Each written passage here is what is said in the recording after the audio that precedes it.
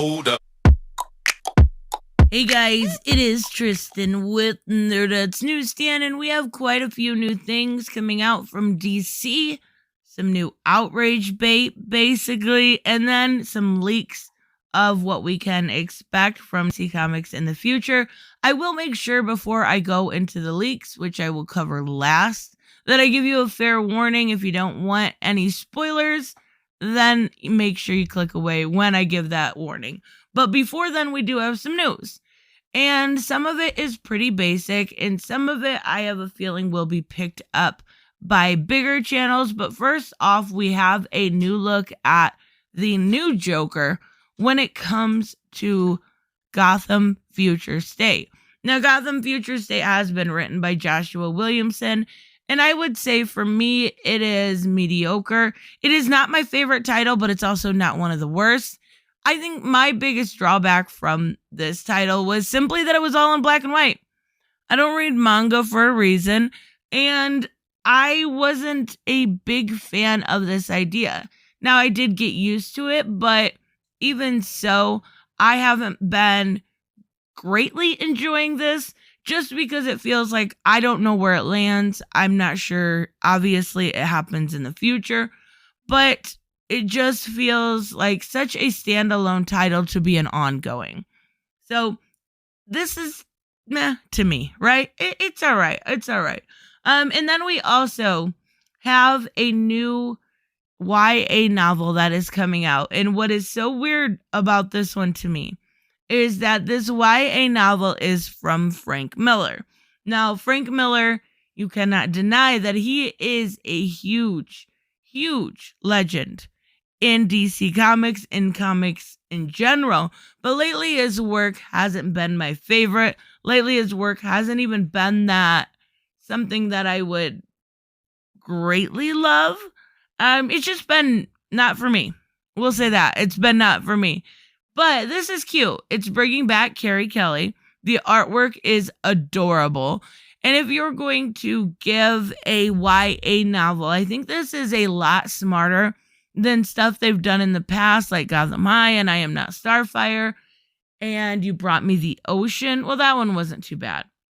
But at least you're bringing in characters that cross over into the comics, so you can get that, hopefully, retention of readership. So I like this. It's cute. I am curious to see how Frank does in his old age, we'll call it. And he's not even really that old, but his quality of work has definitely gone downhill in the past 10 years. But as always, he will always be a legend. Also, if you are new to this channel and enjoy this type of content, make sure you hit subscribe, hit like, leave me a comment down below. Let me know what you think of these different concepts and definitely the leaks. I'm curious because they're very confusing. So, the biggest story of the day when it comes to DC is the new female Shazam. Now, Mary Marvel has been around for forever. So this isn't exactly a new character. But in 2022, next year, we will be having her step up as the new champion of Shazam. It will be done by Doc Shatner, and the writer is Josie Campbell. Now, Doc Shatner, his art is stunning. Absolutely beautiful. But from what I am understanding with this, and if you read the Shazam mini, we saw that Billy, because of everything going on, had to stay at the Rock of Eternity. That is his sacrifice. And now the power is going to go to Mary Marvel. Why they are making her the new Shazam, I'm not exactly sure, because she's already Mary Marvel. But I do think this is going to be an interesting concept. I like Mary Marvel. It's nice to see her front and center. And basically the synopsis is Mary Broomfield has always struggled to determine who she is outside her family. Kind of hard to do so when you're all superheroes.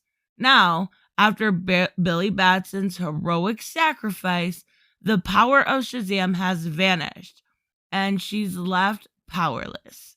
We've seen that done before. Most heroes would be distraught, but not Mary. It's finally time for a voyage of self-discovery as she prepares for her freshman year of college and a civilian life. But nothing is ever truly normal for this young hero because she's just chosen as the new champion of Shazam, at least according to the talking rabbit sent by her estranged brother Billy.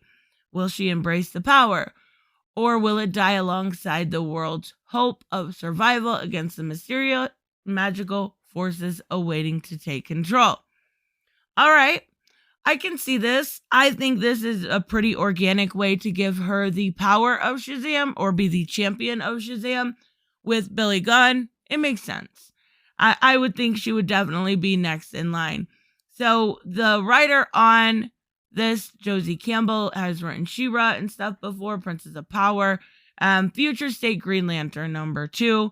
I don't know too much about the writer, but I'm going to give it a chance. Definitely with Doc Shatner's art. You can't really argue about that, right? So good. So let's head into spoiler territory. I want to make sure that you know to click away. This is heading past Fear State, and this is new characters we're going to see, and some spoilers about Ghostmaker and Miracle Molly and all that fun stuff. So click away, click away, click away. Here we go. The end of the Magistrate's Fear State is going to cause a celebration. There will be parties, street parties, right? But the biggest will be held by the river, and that's going to lead into something. We actually have Ghostmaker's real name now, which is Menkoa Khan. He was born in Singapore for exporters and importers. Ghostmaker will now be training Clown Hunter. I love that. And using a sword instead of bat. Oh, that's kind of generic. I love Clown Hunter's bat. I don't know why you're taking that away from him, but okay. So we have Wolfgang Bolzma. The editor, who was an actual person, by the way. Yeah, he is the editor-in-chief and director at Gestalt Publishing at Murdoch University in Perth. So he's got his own comics, right? He is about to become one of Batman's rogues gallery as the Gotham drug dealer.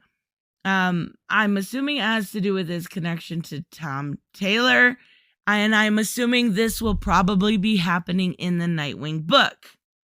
All right. Barbara Gordon. She was sent body cam footage of Red Hood killing FBI agents in error, trying to get to an organized criminal boss. But he hasn't stopped using guns. So what was the point of that Chip Zdarsky mini where he stopped using guns? It is likely probably going to be something like we're seeing right now, when it comes to the serum faking all of these videos, right? Or the anti-oracle, whichever book you're reading depends on what they call it. Yeah. Okay. Kid Kawaii is an innocent child's mind trapped in a top-of-the-line ferrofluid assassin's body created by a Kukumo. If you can make more sense of that, let me know. These are just leaks. So Miracle Molly, she's heading to jail. Well, that sucks. I really like her. All right. If you're reading Robin, you know about Flatline. Her grandfather was a super-powered Russian serial killer and assassin with the power to learn from those who he killed. A little like Chew from Chew, and without the cannibalism. I think we kind of already assumed something along those lines, especially with her power, but that does make a lot of sense. So Razorline, a new character, is an occultist with powers from the Book of Pain, stolen from the secret city of Shambhala. All right? The Drenched was an Atlantis scientific experiment, a generic mix of Atlantean and the Trench. So the Drenched. Get it? Okay. All right. Maybe that's going to be what we're going to see more likely in Aquaman. I don't know. Brainstorm is a powerful telekinetic engineered against his will to become a living weapon. New Brainstorm. Okay. The Batgirls moved to the hill. We did see that the tower blew up. And they have bunk beds. Oh, that's cute. XXL, a new character, is only 10 years old. Maybe. I'm assuming that this character is going to be in the Batgirls comic. We'll have to wait and see. The Instigator put the August General in Iron in a coma for 3 weeks. New character named the Instigator. Black Swan is a ballerina who accidentally killed someone on stage. Okay. The Magistrate may be no more. So we are seeing the end of the Magistrate. But only the brand. The tech with armored police, drones, and cyber soldiers could be handy with foreign wars. Amanda Waller naturally wants the tech, and maybe keeping Simon State house arrest in return. But Peacekeeper is missing. I'm assuming Peacekeeper 1 is missing. We've seen a lot with his backstory in the most recent Secret Files, so that makes a little bit of sense. As a new generation is growing up in Gotham, this is what irritates me. Okay. As a new generation is growing up in Gotham, weary of Batman, he realizes he can't control Gotham, so he isn't going to try anymore. Okay. That better be really good of a story, or that better be well executed, because that just wouldn't happen. Right? We would not see that happen. We also see in the 80th anniversary of the Rogues Valin, the Danny DeVito Penguin becomes both an anti-vaxxer and a pro-mandate person.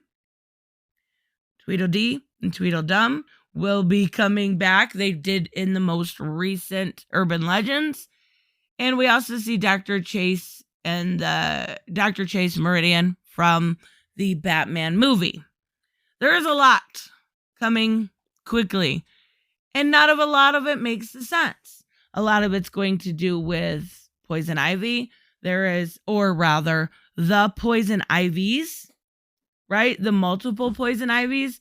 And even in the story from the Gotham City Villain Anniversary, we're seeing an actual one written by G. Willow Wilson saying that both Harley and Ivy are living in Eden, but the Ivies are about, and Ivy's story will bloom in 2022. So it does look like the Ego Terrorist is back. She is going to take over Gotham and probably be one of the more main villains. I'm totally cool with that. I love that. I absolutely do. So lots of leaks, lots of news. Let me know, of course, what you guys think about this. I will see you in the next one. Bye-bye.